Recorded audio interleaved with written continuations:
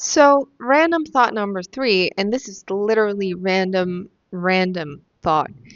Imagine that these little capsules of YouTube videos that I'm making right now somehow become viral, and then the channel has a bunch of subscribers, and then you have an audience, and then I get millions of dollars from random ass small videos online. And then one day, my child, which by the way, I don't want to have children, but this is like a hypothetical scenario that we're invested in, says, "Oh my God, Mom, how did we get this house and this car and all of these possessions?" And I'm just gonna be like, "Hey, you know, I, I did a bunch of efforts and I went to college because I'm a historian. I have a degree, a Bachelor of Arts in History, and then I did my master's degree. There's the cat. Then I did my master's degree in contemporary philosophy, and that's why I'm living in Paris at the moment, because I did it here and I got really good grades and all this effort. And so I'm just going to say that. I'm going to say, you know what, sweetie? I went to college, I did a master's degree, and after following my passion and doing all these efforts, I realized there was no actual, like, there were no jobs. And as much as it was my passion, I wanted to follow this and etc. Um, there were no jobs.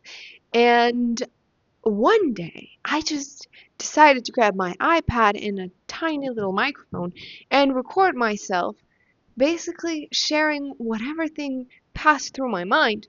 And it worked. It was a business model. The algorithm fed on itself. There was an audience that was being born. And, you know, I became a source of brain rot. I became a source of algorithm food, of content. And thanks to that, sweetie, we have all these possessions today. Which basically means, you know, your efforts won't necessarily pay, and your efforts won't necessarily be translated with job opportunities. So you must search in this weird market economy the little, like this, the tiny niche where you might be able to flourish, honey. And if we take this random thought and we analyze it, we're basically telling to this imaginary child. Again, this children, like this child does not exist, and I don't plan to have children. I already, I think this is as close as I would get to motherhood. And it's my boyfriend's cat, by the way. So it's not even like my cat. And, but I do have some sort of strange mother role here going on. But anyway, what I'm basically telling my child is,